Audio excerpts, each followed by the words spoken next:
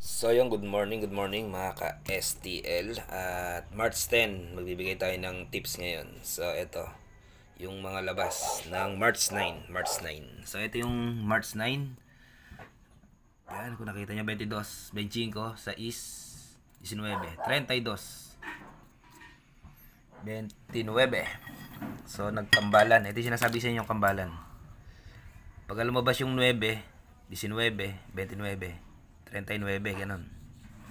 So, 2, 22. Ito, 2, 22. Mari mag 32. Yan, 32 nga. Yan yung piyambalan. Kunyari, 5, 10, 5, 15, 25. Yan. Mga ganun. So, ito, 9, 19, may 9. Baka magpecha tayo. Baka lumabas yung 9. 9. So, ipapartner natin yung 2, 22. 32. Baka mag 32. Yan. 9, 32.